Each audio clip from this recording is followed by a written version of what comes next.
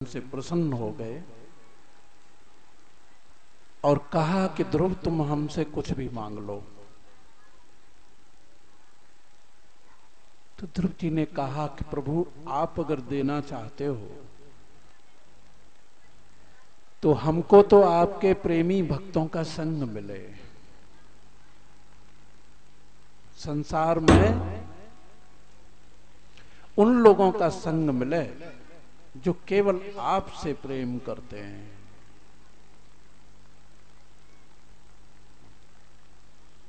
वही ज्ञानी है और वही भक्त है।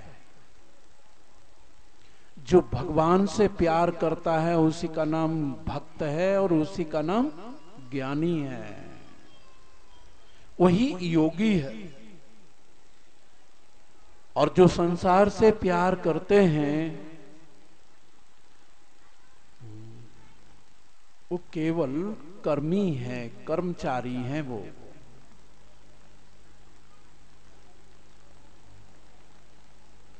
उनका संग हमको नहीं चाहिए। ध्रुव जी कहते हैं कि हमको तो आपके प्यारे जो प्रिय जन हैं उनका संग चाहिए और बाकी हम कुछ नहीं चाहते। पहले तो राज सिंहासन की इच्छा से तब करने आए, लेकिन अब जब प्यारा मिल गया, भगवान मिल गया, तो फिर संसार का ये सुख तो बहुत फीका पड़ गया। देखो, जब तक सच्ची चीज नहीं मिलती है तब तक बच्चे लोग नकली खिलौनों से ही खेलते रहते हैं। जब बचपन में जब बच्चा होते हैं तो गुड़िया गुड्डों का खेल खेलते हैं कि नहीं? नकली गुड़िया और नकली गुड्डा। और जब असली गुड़िया मिल जाती है, असली गुड्डा मिल जाता है, तो फिर नकली गुड्डा गुड़िया से फिर वो नहीं खेलते। तो ये संसार के जो खिलौने हैं ना, ये सब नकली खिलौने हैं। ये तो देखो, बहुत छोटा प्राणी होता है मच्छर, डेंगू वाला मच्छर, और वो छोटा सा मच्छर ही इसको मौत के घाट उतार देता है। क्या जीवन है इस मनुष्य का? ये खिलौने ही तो हैं। अरे कब टूट जाए कोई पता नहीं। तो इन नकली खिलौनों से कब तक खेलता है? जब तक बचपन बना हुआ है, अज्ञान बना हुआ है। अज्ञानी कोई प्रवदंत बाला, ओ बालक लोग ऐसा प्रवाद फैलाते हैं।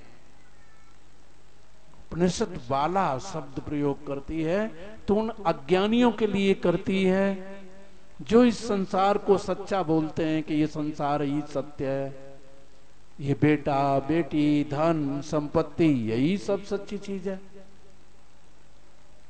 उनको बाला, प्रवदंत बाला, वो बालक लोग, वो अज्ञानी लोग ऐसा प्रवाद फैलाते हैं।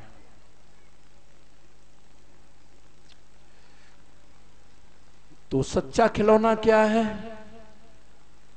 वो है परमात्मा, वो है भगवान।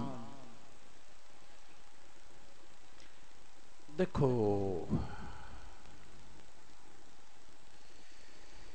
नकली चीज भी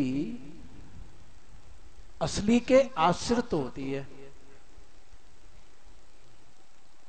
नकली हीरा वो असली के आश्रित है। असली हीरा है तभी नकली चलता है। असली नोट है तभी नकली नोट चलता है। अगर असली न हो तो फिर नकली की कोई सिद्धि नहीं होगी। नकली सिद्ध होता है तो असली से ही होता है। सांप सिद्ध होता है तो वो रस्सी की सत्ता से ही होता है। ये शरीर सिद्ध होता है, ये नकली खिलौना, तो आत्म सत्ता से ही ये सिद्ध होता है।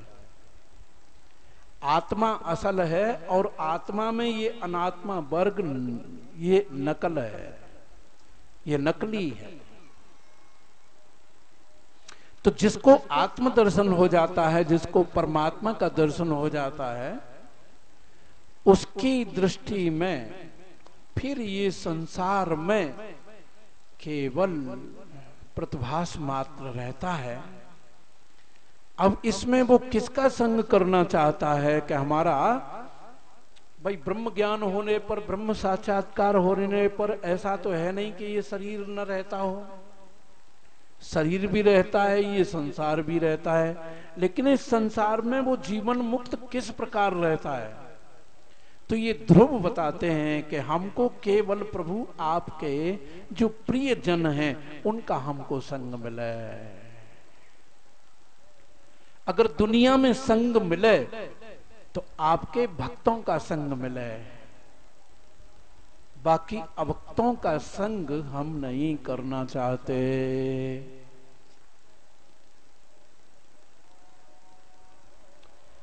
जीवन मुक्त पुरुष उस परमानंद में रहना चाहता है, उस परमात्मा की भजन में निमग्न रहना चाहता है, उसके ध्यान में निमग्न रहना चाहता है।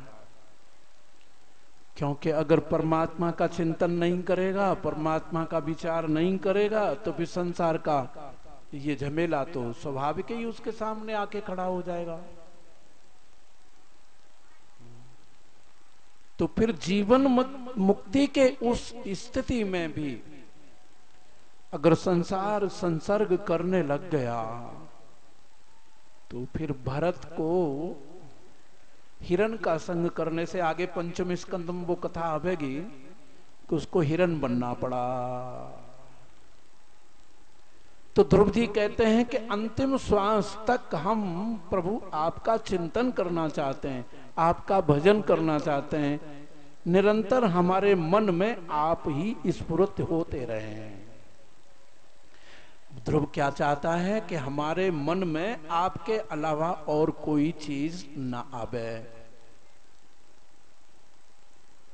और भगवान ने उनको वरदान दे दिया कि तुमको हम ये वरदान देते हैं कि तुम अंतिम समय तक हमारा ही चिंतन करोगे और अंतिम समय पर तुम इस जन्म मरण के चक्र से मुक्त हो जाओगे, उस मुक्त पद को प्राप्त करोगे। ध्रुव जी फिर आए लौट करके। देखो एक बात और ध्यान में रख लो, अब बेटा ये बड़े ध्यान में रखने की बात है।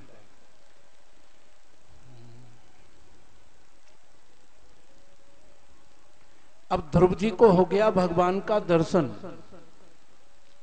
ब्रह्म साक्षात्कार हो गया, लेकिन अब ध्रुव जी आते हैं नगर में,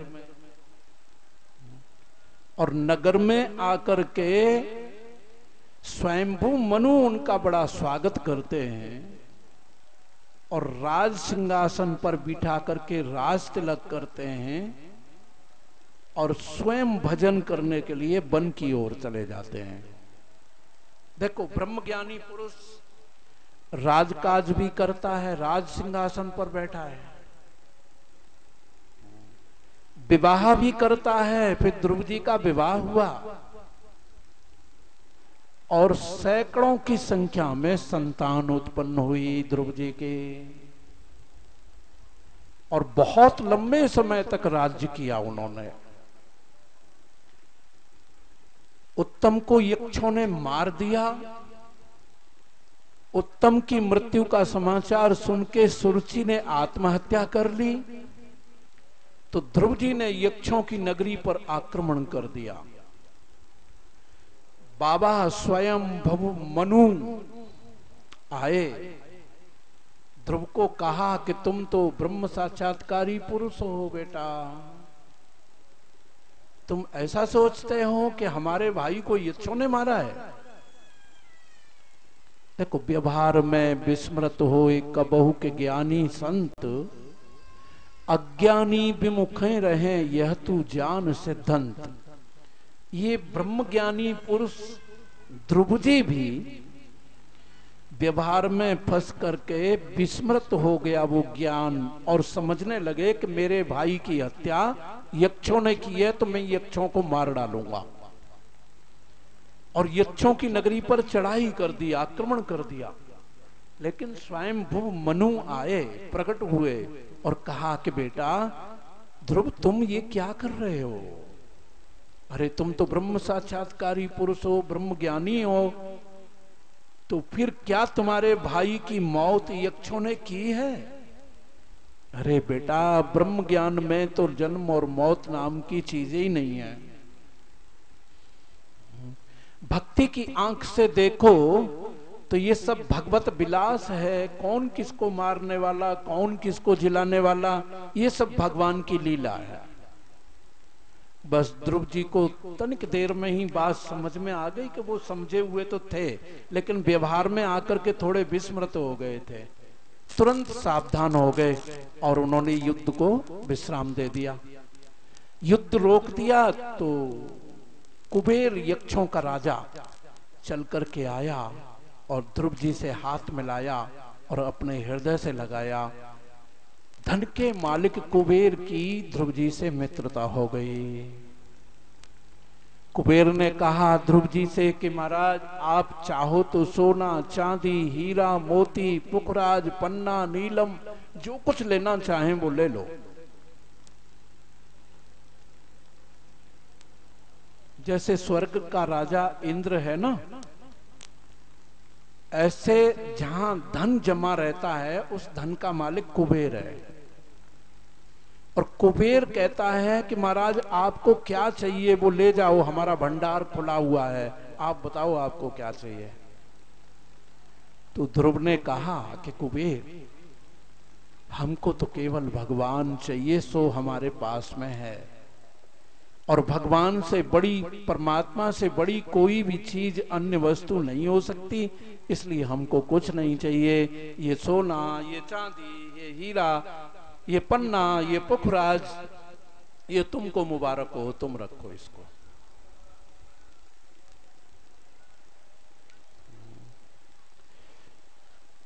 ये परमात्मा का अनुभव हो जाता है, दीदार हो जाता है, तो फिर कंकड़ पत्थर को इकट्ठा व्यक्ति करना बंद कर देता है।